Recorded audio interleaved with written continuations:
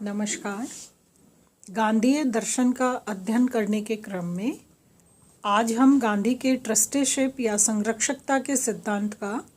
जिसे न्यासीता का सिद्धांत भी कहा जाता है, का अध्ययन करेंगे। न्यासीता सिद्धांत का प्रेरणा स्रोत ईशोपनिषद का प्रथम मंत्र है, तेन त्यक्तेन भुंजितः, मतलब त्याग पूर्वक भोग करना सर्वश्रेष्ठ नीति के रूप में स्थापित किया गया है। आर्थिक रूप में आर्थिक व्यवस्था के एक प्रमुख आधार के रूप में गांधी ने इस तेन त्यक्तेन भुंजितः के मंत्र को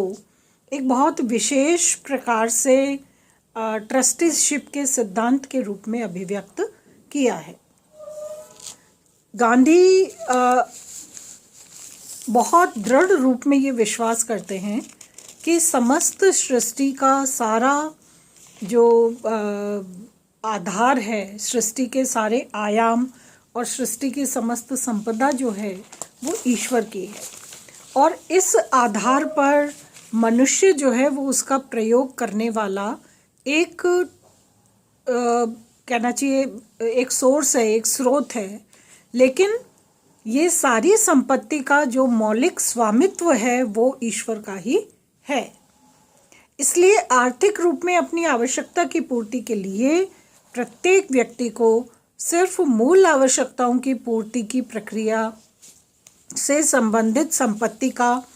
प्रयोग करना चाहिए या उसका अधिकार रखना चाहिए, और बाकी की संपत्ति जो है उसे समाज कल्याण या समाज के हित में छोड़ देना चाहिए। इस प्रकार का एक आभास जो है वो ये ट्रस्टीशिप का सिद्धांत प्रदान करता है।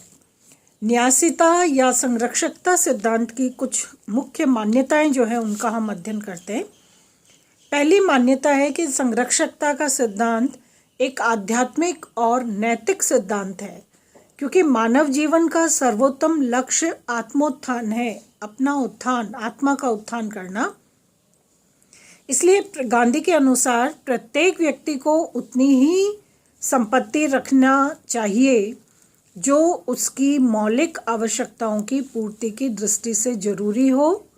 शेष संपत्ति को वो उन व्यक्तियों के उपभोग के लिए छोड़ दे जो व्यक्ति इस प्रकार की आवश्यकता की पूर्ति के साधनों से वंचित है। गांधी ये मानते हैं कि जो व्यक्ति इस नैतिक कर्तव्य का, कौन सा नैतिक कर्तव्य, कि अपनी मूल आवश्यकता की पूर्ति से संबंधित संपत्ति ग्रहण करके बाकी संपत्ति अभावग्रस्त के लिए, उनके प्रयोग के लिए छोड़ देनी चाहिए। जो व्यक्ति इस नैतिक कर्तव्य का उल्लंघन करता है वो वास्तव में अस्तेय और अपरिग्रह के जो सदाचार के व्रत हैं उनका भी उल्लंघन करता है, और इसलिए वो सामाजिक दृष्टि से एक प्रकार से चोरी का कार्य करता है। तो गांधी संरक्षकता सिद्धांत को आध्यात्मिक और एक नैतिक आयाम में महत्वपूर्ण कड़ी का स्थान देते हैं, और उनके अनुसार ये संरक्षकता का सिद्धांत व्यक्ति के आत्मोत्थान के लिए, उसके नैतिक कल्याण के लिए भी बहुत कारगर रहता है। दूसरा, गांधी ये मानते हैं कि मुख्यतः 3 प्रकार का स्वामित्व किसी भी प्रकार की संपत्ति पर होता है। पहला स्वामित्व होता है ईश्वर का स्वामित्व, जिसे जो एक प्रकार से आध्यात्मिक और दैवीय स्वामित्व है। दूसरा, व्यक्ति का निजी स्वामित्व जो कानूनी प्रकार का होता है, जो उसकी निजी संपत्ति का निर्धारण करता है। और तीसरा होता है समाज का नैतिक स्वामित्व, जो नैतिक प्रकार का होता है और वो समाज की भागीदारी को बढ़ाता है। गांधी ये मानते हैं कि संसार की सारी संपत्ति भगवान की संपत्ति है। यदि किसी के पास अनुपात से अधिक धन है तो वो उस धन का मूल अधिकारी नहीं है, वो उस धन का जनता की ओर से ट्रस्टी या अमानतदार है। इसलिए वो एक जरूरत से अधिक संपत्ति का प्रयोग अपने व्यक्तिगत क्षेत्र में अपने मनमाने आधार पर करने के लिए भी अधिकारी नहीं है, क्योंकि वस्तुतः वो उस संपत्ति का हकदार नहीं है, बल्कि वो उस संपत्ति का अमानतदार है, ट्रस्टी है। उसके पास किसी निमित्त से वो संपत्ति संरक्षित रखी गई है, उसके व्यक्तिगत प्रयोग के उद्देश्य से प्रयोग करने की इच्छा या प्रयास उस व्यक्ति को नहीं करना चाहिए। ये जो सिद्धांत है ये एक और निजी संपत्ति के उपभोग और स्वामित्व पर समाज के हित में नैतिक नियंत्रण स्थापित करता है और दूसरी ओर निजी संपत्ति के स्वामी को अपना सामाजिक कर्तव्य पूरा करने के एक प्रकार की नैतिक प्रेरणा भी प्रदान करता है। तो ये सिद्धांत ट्रस्टीशिप का सिद्धांत गांधी के अनुसार एक ऐसी व्यवस्था है, एक ऐसा प्रयास है जो नैतिक आधार पर सामाजिक, कानूनी और ईश्वरीय तीनों प्रकार के स्वामित्व के मध्य एक विशेष संतुलन कायम करके व्यक्तिगत संपत्ति से उत्पन्न होने वाला जो अनाचार और विकार है उसे दूर करने का प्रयत्न करता है। तीसरी जो मान्यता है संरक्षकता सिद्धांत की, वो मान्यता संरक्षकता सिद्धांत के आधार पर या ट्रस्टीशिप के आधार से पूंजीवाद और साम्यवादी व्यवस्था को लागू करने के उपरांत जो दोष आर्थिक व्यवस्था में उत्पन्न होते हैं उन दोषों का निराकरण करने का या उन दोषों को समाप्त करने और उनका अंत करने का प्रयास जो है वो भी ट्रस्टीशिप के इस सिद्धांत के माध्यम से संभव हो सकता है, क्योंकि आर्थिक समानता की स्थापना के लिए हिंसक क्रांति उपयुक्त नहीं है, जैसा कि हिंसक क्रांति का समर्थन साम्यवादी करते हैं। गांधी ये मानते हैं कि समाजवादी व्यवस्था की स्थापना के लिए भी किसी प्रकार का जबरन, उग्रतावादी या हिंसावादी प्रयास करने की आवश्यकता नहीं है। संपत्ति पर अनियंत्रित स्वामित्व और निजी स्वामित्व का जो एक अपार आधार है उससे भी छुटकारा प्राप्त हो सकता है ट्रस्टीशिप के कारण या ट्रस्टीशिप के सिद्धांत के माध्यम से। संपत्ति के वितरण की जो अनियंत्रित प्रक्रिया है वो भी ट्रस्टीशिप या संरक्षकता के सिद्धांत से संतुलित होती है, व्यवस्थित होती है, क्योंकि किसी भी व्यक्ति के पास मूल आवश्यकताओं की पूर्ति के अतिरिक्त अनावश्यक अपार व्यक्तिगत संपत्ति या संपत्ति के प्रयोग का या संपत्ति के संग्रह का प्रवृत्तिगत गुण ही नहीं होता। संरक्षकता सिद्धांत ये मानता है कि यदि सामान्य व्यक्ति अपनी व्यक्तिगत संपत्ति को समाज के कल्याण के नज़रिए से या समाज के सुख संवर्धन के लिए अपनी आवश्यकतानुरूप अपने पास रख के बाकी संपत्ति का अगर वो ट्रस्टी बनता है तो उससे जो एक सेटिस्फैक्शन या संतोष उस व्यक्ति को प्राप्त होगा वो सेटिस्फैक्शन व्यवहारिक रूप में संपूर्ण समाज के लिए एक बहुत बड़ा एसेट हो जाएगा, एक बहुत बड़ी संपत्ति हो जाएगा। और ये प्रयास सिर्फ एक व्यक्ति या दो व्यक्ति नहीं करेंगे। समाज के जितने भी लोगों के पास, जितने भी व्यक्तियों के पास इस प्रकार की संपत्ति है जो बाद में संपत्ति के माध्यम से अत्याचार और अनाचार का एक साधन बन जाती है, जो समाज में गरीबों को और गरीब बनाती रहती है, जबरदस्ती या हिंसात्मक आधार पर संपत्ति का प्रयोग और दुरुपयोग करने की प्रवृत्ति को बढ़ावा देती है। इन सारे दोषों का निराकरण गांधी के अनुसार शोषणकारी पूंजीवादी व्यवस्था से के दुष्परिणामों से मुक्ति और साथ ही साथ साम्यवादी जिस प्रकार की हिंसक क्रांति के माध्यम से एक विशेष प्रकार की व्यवस्था, आर्थिक व्यवस्था स्थापना करने का प्रयत्न करते हैं, वे सारे प्रयास गांधी के अनुसार इस ट्रस्टीशिप के सिद्धांत के माध्यम से या संरक्षकता के सिद्धांत के माध्यम से प्राप्त किए जा सकते हैं। तो आर्थिक समानता की जड़ में या उसकी मूल गहराई में ट्रस्टीशिप का जो सिद्धांत है, संरक्षकता सिद्धांत ही निहित होता है। न्यासीता या संरक्षकता की व्यवस्था के अंतर्गत धनिक वर्ग जो है वो धन का प्रयोग अपरिग्रह के सिद्धांत यानी अनावश्यक संग्रह नहीं करना के सिद्धांत के अनुसार करेगा और इस प्रकार शेष बचे हुए धन का व्यय जो है वो सार्वजनिक हित की पूर्ति के लिए किया जाएगा, व्यक्तिगत हित की पूर्ति के लिए नहीं होगा। इस प्रकार न्यासीता की व्यवस्था जो है वो गांधी के अनुसार एक बहुत मानवीय आधार पर आर्थिक समानता की स्थापना का एक कारगर माध्यम बन सकती है। इसके अतिरिक्त गांधी न्यासीता के सिद्धांत के संबंध में ये मानते हैं कि संरक्षकता की या न्यासीता की व्यवस्था की स्थापना नैतिक बल के द्वारा की जाएगी, क्योंकि ये एक बहुत स्वाभाविक बात है कि संपत्ति के प्रति जो मोह है या लगाव है वो इतना अटूट और इतना घनिष्ठ और गहरा होता है कि कोई भी व्यक्ति आसानी से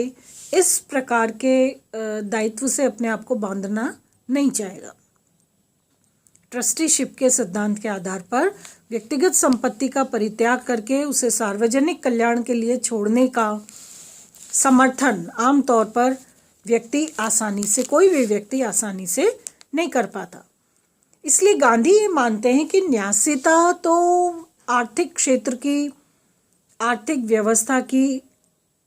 ऐसी स्थिति है या ऐसा माध्यम है जो आर्थिक व्यवस्था के अनेक दोषों को एक साथ दूर कर सकता है। इसलिए इसका कोई दूसरा विकल्प नहीं है। गांधी ये मानते, अब एक स्वाभाविक बात ये उत्पन्न होती है कि अगर ये सिद्धांत, संरक्षकता का सिद्धांत आर्थिक विकास और कल्याण के लिए बहुत बिना किसी अवरोध या बाधा के समाज का हिस्सा बने, उसका प्रयास जब तक व्यक्ति स्वयं इस सिद्धांत की तरफ आकृष्ट नहीं होंगे, आकर्षित नहीं होंगे, इसे स्वीकार नहीं करेंगे, तब तक जबरन थोपी गई व्यवस्था के रूप में ये संरक्षकता सिद्धांत अपना लाभ भी समाज को प्रदान नहीं कर पाएगा। इसलिए गांधी ये मानते हैं कि न्यासीता की व्यवस्था की स्थापना नैतिक बल के आधार पर की जाएगी। नैतिक बल के आधार पर न्यासीता की स्थापना या इसके प्रयास के संबंध में गांधी ये मानते हैं कि इसके दो प्रयास हैं। पहला प्रयास है विचार क्रांति के माध्यम से और दूसरा है अहिंसात्मक असहयोग के माध्यम से। यदि न्यासीता की विचार क्रांति का मतलब है कि नैतिक रूप में व्यक्तियों को इस रूप से मोटिवेट किया जाए, उन्हें इस प्रकार से निर्देशित किया जाए, उनके मनोबल को इस प्रकार से बढ़ाया जाए कि वे समाज सेवा की नीयत से या समाज सेवा के उद्देश्य से अपनी व्यक्तिगत संपत्ति को छोड़ने के लिए तैयार हो जाएं, स्वतः तैयार हो जाएं। और यदि न्यासीता की व्यवस्था में ये कहलाता है विचार क्रांति, उनके विचारों में परिवर्तन करके विचारों में बदलाव लाने की कोशिश समाज कल्याण के नज़रिए से या ट्रस्टीशिप के सिद्धांत को प्रभावी बनाने के उद्देश्य से की जाए। और यदि न्यासीता की व्यवस्था में विचार क्रांति के माध्यम से किसी प्रकार की सफलता प्राप्त न हो तो फिर दूसरा साधन, जिसे अहिंसात्मक असहयोग का नाम दिया गया है, इस साधन के अपनाने पर अंत में धनिक वर्ग का हृदय परिवर्तन होगा और वो स्वेच्छा से न्यासीता की व्यवस्था स्थापना करना चाहेगा और अपनी संपत्ति का प्रयोग या संपत्ति का जो कहना चाहिए अतिरिक्त संपत्ति का प्रयोग जो है वो सार्वजनिक हित के लिए करने की अनुमति देगा। तो न्यासीता या ट्रस्टीशिप की व्यवस्था की स्थापना नैतिक बल के द्वारा या नैतिक प्रयासों के द्वारा मोटिवेट करके, व्यक्तियों को उत्प्रेरित करके, इस प्रकार के उनको प्रेरणा प्रदान करके, उनके मनोविज्ञान और मानसिक स्तर को समाज सेवा के लिए विचार के आधार पर तैयार करके और क्रियात्मक रूप में उन्हें न्यासीता के सिद्धांत से जोड़ने का प्रयास किया जाए। लेकिन गांधी न्यासीता के सिद्धांत के बारे में, इसको लागू करने की प्रक्रिया के बारे में इतने ज़्यादा विश्वास रखते हैं कि वे ये मानते हैं कि यदि न्यासीता के साध्य को, लक्ष्य को प्राप्त करने में नैतिक बल और अहिंसात्मक असहयोग दोनों ही सफल नहीं रहते, बार बार प्रयत्न करने के उपरांत भी जब इनके माध्यम से परिणाम प्राप्त नहीं होता और लोग यदि स्वेच्छा से ट्रस्टियों की तरह व्यवहार करना नहीं शुरू करते, तो फिर गांधी ये कहते हैं कि राज्य के बल का, राज्य का भरसक कम से कम हिंसा का सहारा लेकर भी उनकी संपत्ति को हस्तगत कर लेना चाहिए। गांधी पूर्णतः अहिंसा के सिद्धांत का समर्थन करते हैं। आदर्श और नैतिकता के आधार पर प्रत्येक प्रक्रिया को सहयोग और अहिंसा के आधार पर संचालित और क्रियान्वित करने का समर्थन करते हैं। न्यासीता के सिद्धांत की क्रियान्विति के बारे में गांधी इतने आश्वस्त हैं कि उनका ये मानना है कि ये सिद्धांत आर्थिक विकारों को दूर करने का एकमात्र सटीक उपाय है। इसलिए इसकी पूर्ति और इसकी व्यवस्था करने के लिए विचार क्रांति के साधन द्वारा या अहिंसात्मक असहयोग के द्वारा नैतिक बल का प्रयोग करते हुए उनकी मनोदशा को परिवर्तित किया जाए। लेकिन यदि बार बार प्रयत्न करने के उपरांत भी किसी प्रकार का सटीक निष्कर्ष न्यासीता के पक्ष में नहीं आता, तो गांधी ये मानते हैं कि क्योंकि न्यास सिद्धांत या ट्रस्टीशिप का सिद्धांत एक लक्ष्य है और इस न्यासीता या संरक्षकता को प्राप्त करने के लिए यदि लोग स्वेच्छा से अपनी संपत्ति छोड़ने के लिए बार बार प्रयत्न करने के उपरांत भी तैयार नहीं होते, तो राज्य को न्यूनतम हिंसा का प्रयोग करके भी उन व्यक्तियों की व्यक्तिगत संपत्ति पर नियंत्रण या व्यक्तिगत संपत्ति को हस्तगत कर लेना चाहिए। एक ट्रस्ट के रूप में व्यक्तिगत संपत्ति का स्थगन होगा या उसको हस्तगत किया जाएगा सार्वजनिक कल्याण या सार्वजनिक कार्यों की पूर्ति के लिए। और इसी प्रकार गांधी ये भी मानते हैं कि राष्ट्रवादी जो अराजकता है इससे बचने का प्रयास भी तभी संभव हो सकता है जब राज्य जो है वो निजी संपत्ति का अधिग्रहण कर ले। राज्य निजी संपत्ति का अधिग्रहण, कौन सी निजी संपत्ति? जो आवश्यकता से अधिक अपार रूप में किसी व्यक्ति के पास व्यक्तिगत आधिपत्य में है, उस व्यक्तिगत संपत्ति का अधिग्रहण करेगा राज्य राष्ट्रवादी अराजकतावाद से या अराजकता से बचने के लिए। राज्य इस कार्य के लिए न्यूनतम शक्ति का प्रयोग कर सकता है, ऐसा गांधी कहते हैं। अब न्यासीता का सिद्धांत जो है वो गांधी के अनुसार न्यूनतम और अधिकतम संपत्ति के निर्धारण का एक सर्वोत्तम सिद्धांत है। संपत्ति के संबंध में प्रत्येक व्यक्ति एक विशेष प्रकार के मोह से या एक बहुत विशेष प्रकार के नियंत्रण से अपनी इस संपत्ति को सुरक्षित और संरक्षित रखना चाहता है, अपने नियंत्रण में, व्यक्तिगत नियंत्रण में। लेकिन ये संपत्ति जो व्यक्तियों की आवश्यकता की पूर्ति का एक माध्यम है, जरिया है, उसकी कितनी सीमा है, कम से कम कितनी संपत्ति होनी चाहिए, अधिकतम एक व्यक्ति के पास निजी रूप में कितनी संपत्ति होनी चाहिए, इन दोनों सीमाओं का निर्धारण किया जाना एक स्वस्थ समाज के लिए या एक अच्छी आर्थिक व्यवस्था के लिए बहुत जरूरी होता है।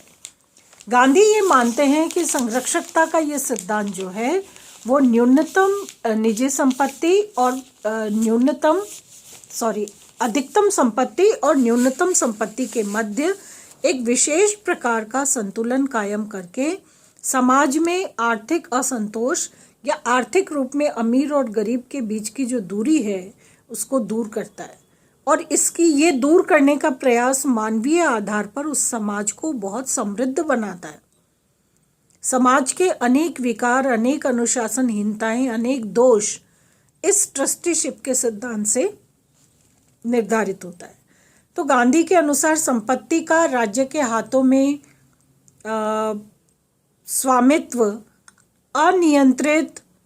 निजी स्वामित्व से बेहतर हो सकता है, ऐसा उनकी मान्यता है। एक तो राज्य किसी निजी संपत्ति को नियंत्रित करे और एक कोई व्यक्ति बिल्कुल निजी नज़रिए से अपनी संपत्ति को नियंत्रित करे, तो दोनों में डिफरेंस होगा। गांधी ये मानते हैं कि न्यासीता का सिद्धांत वो सिद्धांत है जो न्यूनतम और अधिकतम संपत्ति के निर्धारण में एक सर्वोत्तम सिद्धांत की तरह से या सर्वोत्तम नियम की तरह से प्रेरणा का सूत्र बन सकता है। और न्यासीता की धारणा अपरिग्रह और अस्तेय के विचारों का ही व्यवस्थित रूप है। सांस्कृतिक आधार पर यदि हम देखें, हमारा वैदिक ज्ञान, समस्त जो ज्ञान के स्रोत हैं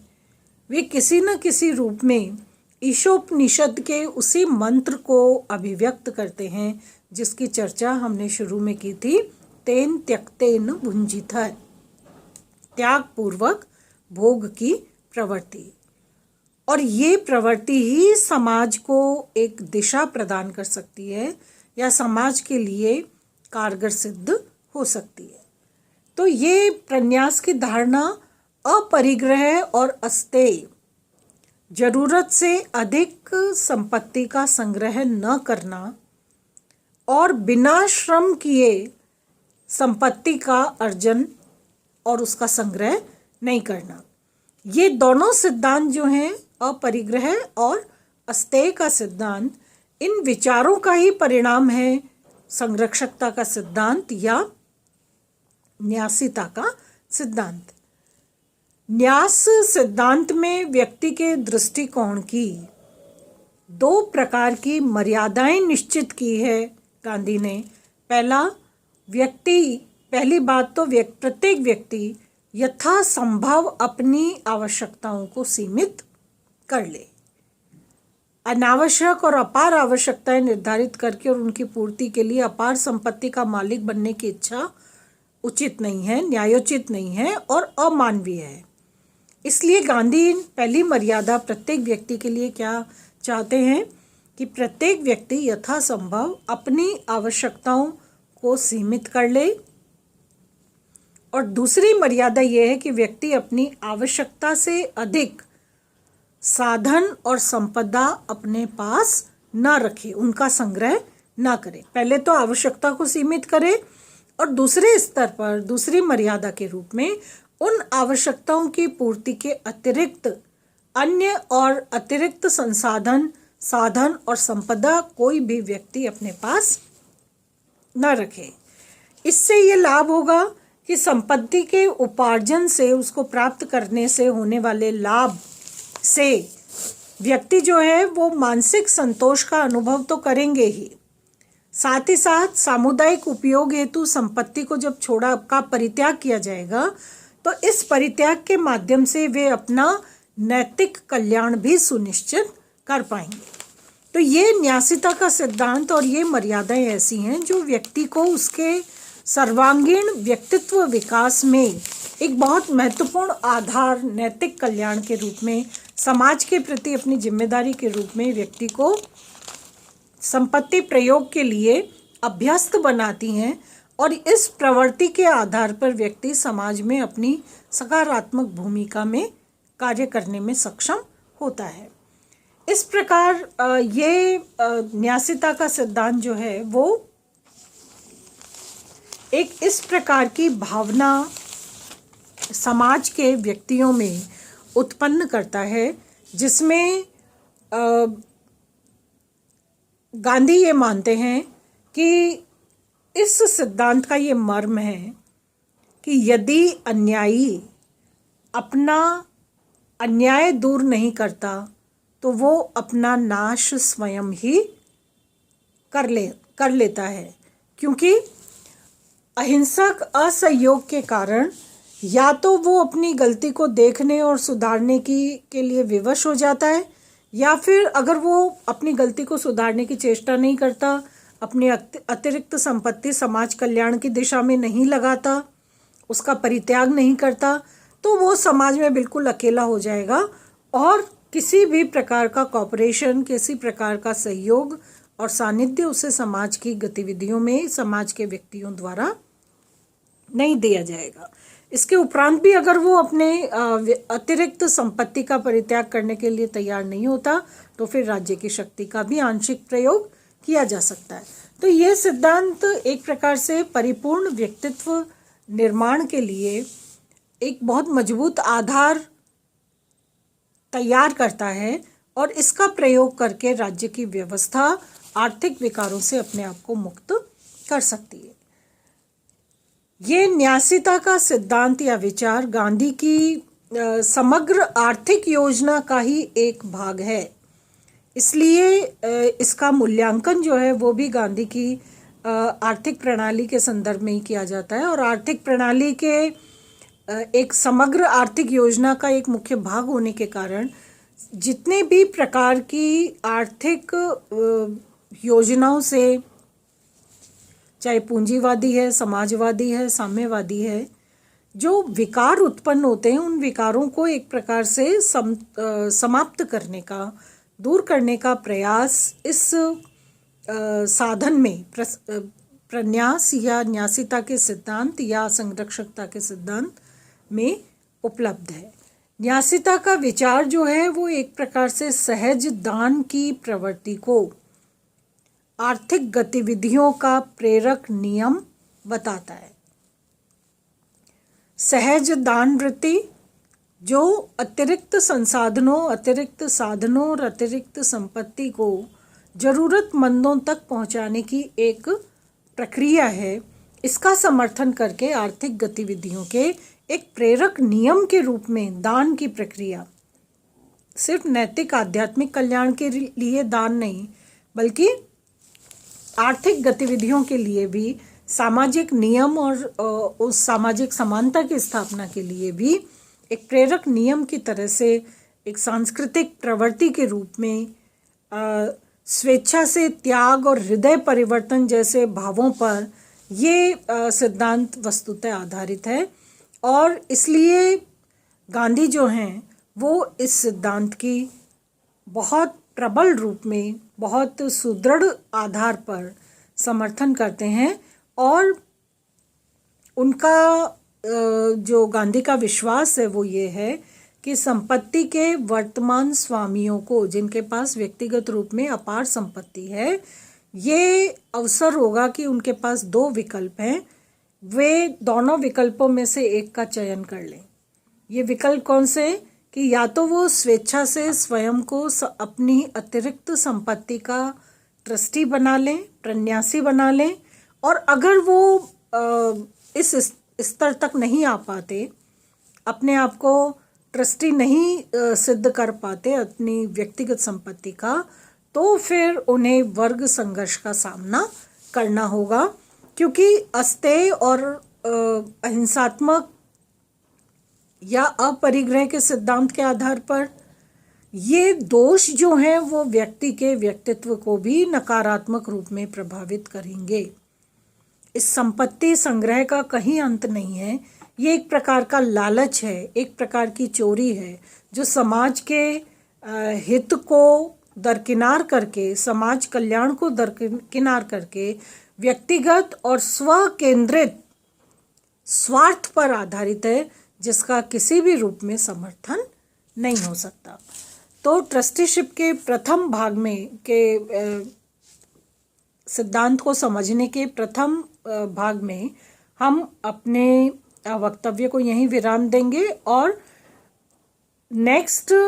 वीडियो में हम ये जानने की चेष्टा करेंगे कि क्रमिक सोपानों के आधार पर, क्रमिक उपायों के आधार पर किस प्रकार ये ट्रस्टीशिप का सिद्धांत स्थापित किया जा सकता है, इसकी कितनी सफलता हो सकती है, या संदिग्ध और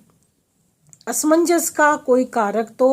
कहीं संरक्षकता के सिद्धांत को प्रभावित नहीं कर रहा है, या वस्तुतः इसकी जो प्रासंगिकता